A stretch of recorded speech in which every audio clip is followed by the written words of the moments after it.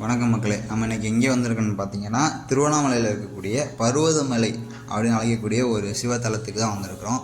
இது வந்து ஒரு மலைப்பாதை, மலைப்பயணம் அப்படின்னு சொல்லலாம். நம்ம வந்து கடினமான பல மலைப்பாதைகளை தாண்டி போய் தான் நம்ம சிவனை பார்க்குற மாதிரி இருக்கும். அதில் முதல் கட்டமாக கீழே வந்து பச்சையம்மாள் அப்படின்னு சொல்லிட்டு அம்மன் இருப்பாங்க.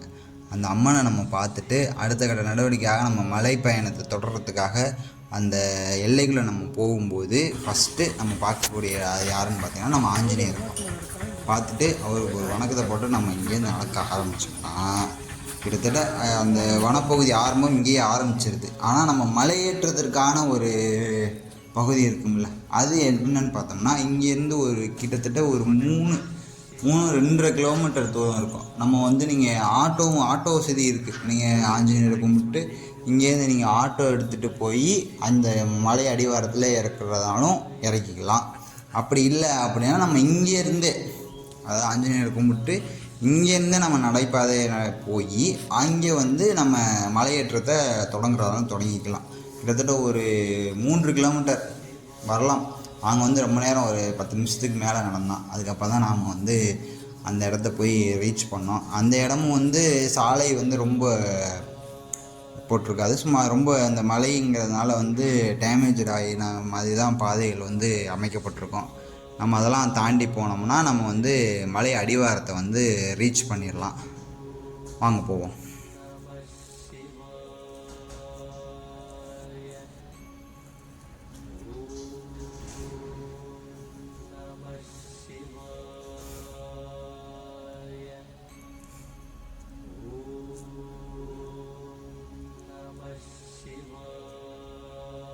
அதுதான் நம்ம ஏற போடக்கூடிய மலை உச்சி. அங்கே தான் இருக்கார் சிவன். மலை அடிவாரத்துக்கு வந்தோம்னா அங்கே ஒரு சிவன் கோயில் இருக்கும். அங்கே வந்து அன்னதானம் வந்து எப்போதுமே நடந்துகிட்ருக்கோம். மலையேற வரக்கூடிய பக்தர்களுக்காக அங்கே வந்து அன்னதான வசதி செய்யப்பட்டிருக்கும். நம்ம அந்த அன்னதானத்தை சாப்பிட்டுட்டு கொஞ்சம் நேரம் ஓய்வு எடுத்துகிட்டு, ஏன்னா இங்கேருந்து நடந்து இந்த களைப்பு போக ஓய்வு எடுத்துகிட்டு சாப்பிட்டு நம்ம ஏற ஆரம்பித்தோம்னா இந்த மலைப்பயணம் வந்து இங்கேருந்து நமக்கு தொடங்குது. நல்லா சாப்பிட்டு நம்ம பொறுமையாக போவோம். என்ன, இங்கே வந்து குரங்குகள் தொல்லை கொஞ்சம் அதிகமாக இருக்கும். ஸோ நம்ம சாப்பிடும்போதும் சரி, இல்லை நீங்கள் கொண்டு இருக்கக்கூடிய பொருள்களும் சரி பத்திரமா வச்சுக்கிறோம். அது சாப்பிட்றது எங்களோட சிப்ஸ் பாக்கெட் தான். நாங்கள் வச்சுட்டு கைகள் வர போகிற கேப்பில் எடுத்துருச்சு. இதுதான் வந்து அந்த இறைவன் ஈசன் இருக்கக்கூடிய இடம். பார்க்கறதுக்கு வந்து நந்தி வடிவத்திலேயே இருக்கும். நம்ம வந்து இப்போ மலைப்பயணத்தை தொடங்கிட்டோம். எங்கே பார்த்தாலும் இங்கே குரங்குகள் தான் அதிகமாக இருக்கும். ஸோ நீங்கள் வந்து உங்கள் பொருட்களை பத்திரமா கொண்டு போகணும். வேறு வழி இல்லை, நிறையா இருக்கும் குரங்குகள். ஸோ நம்ம பார்த்து பதமாக தான் போகணும். பற்றியலா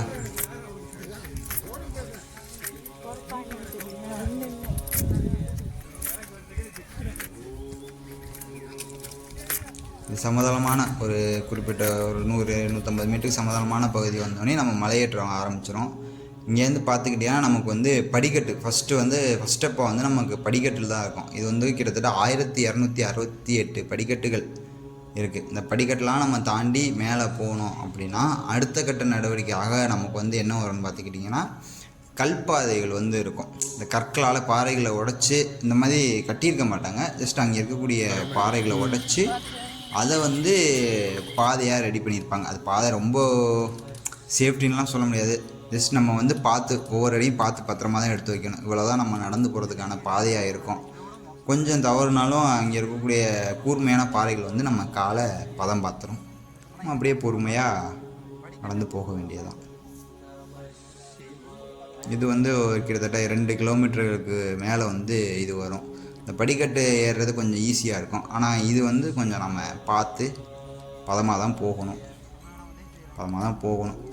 அதே மாதிரி இன்னொன்று என்னென்னா, மலையேற்றத்துக்கு வரக்கூடிய பக்தர்களுக்கு நான் போகும்போது நான் வந்து ஞாயிற்றுக்கிழமை 22ஆம் தேதி போனேன். எனக்கு வந்து தெரியாத ஒரு விஷயம் என்னென்னா, ஆனால் அங்கே மலை அடிவாரத்தில் போய் தான் தெரிஞ்சுக்கிட்டேன்.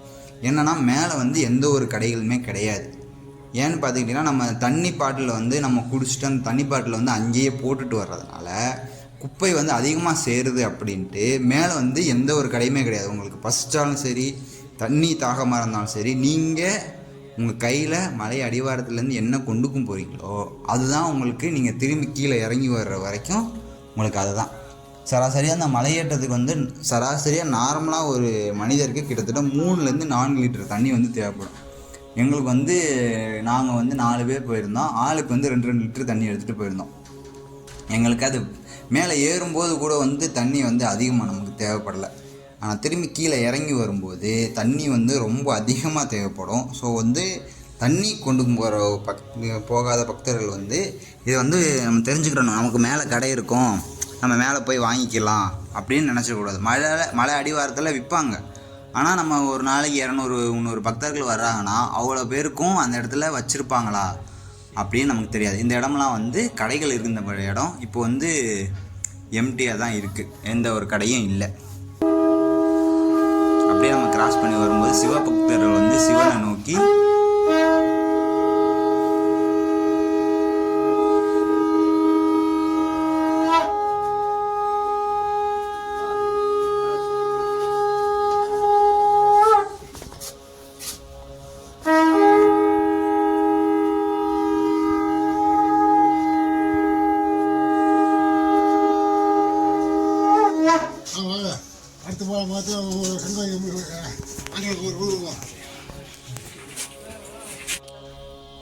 அதை முடிச்சுட்டு நம்ம அடுத்த பயணத்தை தொடங்குவோம். இதுவும் வந்து நம்ம இதுக்கு முன்னாடி பார்த்த கல்பாதையை விட கொஞ்சம் மோசமாக இருக்கும். அங்கே வந்து கற்கள் அடுக்கப்பட்டிருக்கும், இங்கே வந்து அப்படி இல்லை. சும்மா செதறி அந்த மலை நீரோட்டத்துக்கு வந்து செதறி போன கற்களாக வந்து நிறைய இடத்துல கிடக்கும். அதெல்லாம் நம்ம பொறுமையாக தாண்டி அதுக்கப்புறம் நம்ம அப்படியே மேலே போவோம். மேலே போக போக கொஞ்சம் பாதை வந்து சவாலாக தான் இருக்கும், ரொம்ப கடினம்னு சொல்ல முடியாது. அதாவது வெள்ளையங்கிரி மலை பயணம் மேற்கொண்டவங்களுக்கு இதை எப்படி சொல்கிறதுனா, அந்த மலையோட 2 மலைகளை கடக்கிறதும் இந்த ஒரு மலையை ஏறுறது வந்து ஒன்று தான். அந்த அளவுக்கு தான் வந்து இந்த பாதை இருக்கும். ரொம்ப கடினம்லாம் சொல்ல முடியாது. ஆனால் நேரம் நம்ம எந்த அளவுக்கு பொறுமையாக போகிறோமோ அந்த அளவுக்கு நமக்கு நல்லது. இதுதான் பார்த்திங்கன்னா நம்ம கடைசி நம்ம நந்தி உருவம் பார்த்தோம்ல, அந்த இடம் இதுதான். இது வந்து ரொம்ப செங்குத்தான பாதைகளாக இருக்கும். இங்கே வந்து இந்த மாதிரி கடப்பாறை பாதைன்னு சொல்லுவாங்க. ஏன் அப்படின்னா இந்த மாதிரி கடப்பாரெல்லாம் ஊனப்பட்டு நம்ம ஏறுறதுக்கு வசதியாக வந்து இந்த இடம் வந்து நமக்காக செய்யப்பட்டிருக்கும். இந்த இடம் வந்து ரொம்ப செங்குத்தாக இருக்கும். ஸோ இங்கே இந்த பார்த்தீங்கனாலே உங்களுக்கு தெரியும். ஸோ இங்கே வரக்கூடிய பக்தர்கள் கொஞ்சம் கவனமாக இந்த இடத்துலலாம் வந்து ரொம்ப கவனமாக தான் ஒவ்வொரு அடியும் எடுத்து வைக்கணும். அப்படி இல்லைன்னா நம்ம மொத்தமாக கீழே போக வேண்டியதான். ஸோ பார்த்து பத்திரமா வாங்க. பார்த்தீங்கன்னா தெரியும் எந்த அளவுக்கு ஏறுறதுக்கு நம்ம சிரமப்படுறோம் அப்படின்னு. இவ்வளோதான், இந்த இடத்துல தான் நம்ம வந்து பதமாக கால் அடி எடுத்து வச்சு அந்த கம்பியை பிடிச்சிக்கிட்டு சங்கிலியை பிடிச்சிக்கிட்டு நம்ம மேலே ஏறி போகணும். இது இல்லைன்னா இந்த இடத்த நம்ம வந்து கடக்கவே முடியாது. பார்த்தீங்கன்னாலே தெரியும் எவ்வளோ செங்குத்தாக இருக்குது அப்படின்னு. இதுக்கு முன்னாடி வந்த மலை பயணம்லாம் கொஞ்சம் சமதளமாக இருக்கும், ஆனால் இந்த இடம் பார்த்திங்கன்னா ரொம்ப செங்குத்தாக இருக்கும். பொறுமையாக நம்ம இந்த இடத்த ஏறி மேலே நம்ம வரப்போகிறோம்.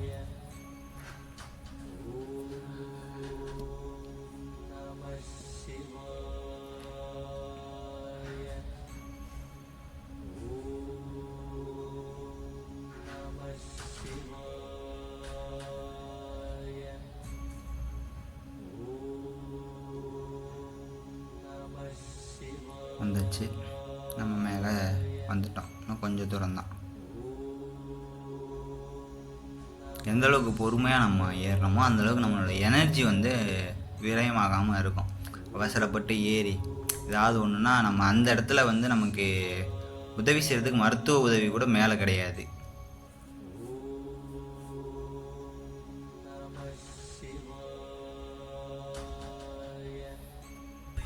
நம்ம டாப் வியூக்கு வந்துட்டோம். இதுதான், இங்கேருந்து பார்த்தீங்கன்னா தெரியும் நம்ம எவ்வளோ தூரம் இறங்கி வந்திருக்கோம் அப்படிங்கிறது.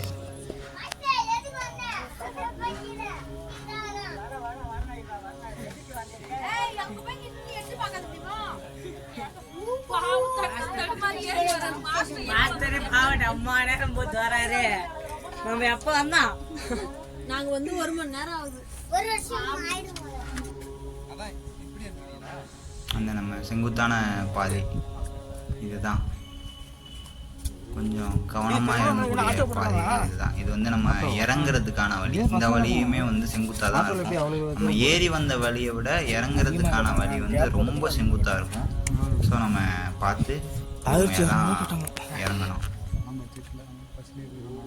பார்த்திங்கன்னா தெரியும் எந்த அளவுக்கு செங்குத்தாக நிற்கிறதுக்கும் அதான் அந்த பாதை வந்து எவ்வளோ செங்குத்தாக இருக்குதுன்னு பார்த்தீங்களா. இது வந்து அங்கேயே அது நம்ம ஏறி போன வழியும் இறங்குற வழியும் வேறு வேறு வழி. இந்த இடத்துக்கும் இது மாதிரி இரும்பு கம்பிகளை வச்சு நமக்கு பாதை அமைச்சு கொடுத்துருக்காங்க.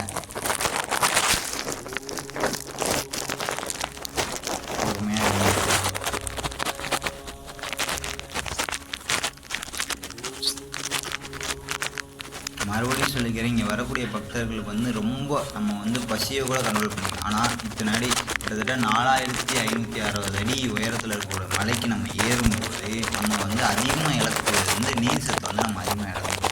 ஸோ வரக்கூடிய பக்தர்கள் வந்து நீங்கள் கீழே இருந்தே உங்களுக்கு தேவையான தண்ணீரை வந்து நீங்கள் கொண்டு போகிறது நல்லது. ஏன்னா இங்கே வந்து தண்ணி கிடைக்காது. மேலே அன்னதான கூடம் இருக்குது, இருந்தாலுமே வந்து அங்கேயுமே தண்ணீர் வசதி ரொம்ப கம்மியாக தான் இருக்குது. நாங்கள் போனப்போ எங்களுக்கு ஒரு தயிர் ப்ளஸ் ஒரு டம்ளர் தண்ணி, அதாவது தயிர் சாப்பிட்டா ஒரு டம்ளர் தண்ணின்னு சொன்னாங்க. நம்மளால் வந்து சாப்பிட்டு அங்கேருந்து மலையிலேருந்து கீழே இறங்க முடியுமா அப்படிங்கிறது ஒரு கேள்விக்குறி தான். அதனால் நம்ம சாப்பிடல, தண்ணியும் குடிக்கலை. நம்ம மேலே வரும்போது நாங்கள் வந்து 1 லிட்டர் ஒரு ஆளுக்கு குடிச்சிருந்தோம். கீழே இறங்கும்போது ஒவ்வொரு ஆளும் கிட்டத்தட்ட 2 லிட்டர் தண்ணியை வந்து நாங்கள் குடிச்சிட்டோம். எங்களுக்கு பத்தலை, அப்போவுமே எங்களுக்கு பத்தலை. நாங்கள் எலுமிச்சம்பழம்லாம் கொண்டு போயிருந்ததுனால அதை வச்சு கொஞ்சம் சமாளித்து வந்தோம். எவ்வளோ செங்குத்தாக இருக்குதுன்னு பார்த்தீங்களா. அதில் தான் நம்ம இறங்கணும். இந்த அளவுக்கு செங்குத்தான பாதையில் தான் நம்ம இறங்கி போவோம்.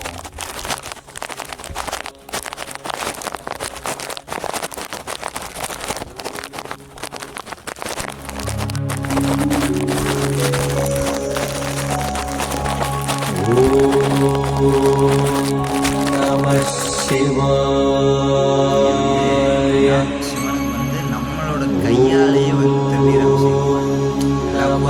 செய்வோம். சிவனுக்கு நேரடியாக நம்மளோட கைகளாலே நம்ம திருநீரை கீழே மலையாடி வரலே கிடைக்கும். வாங்கி நம சிவாய.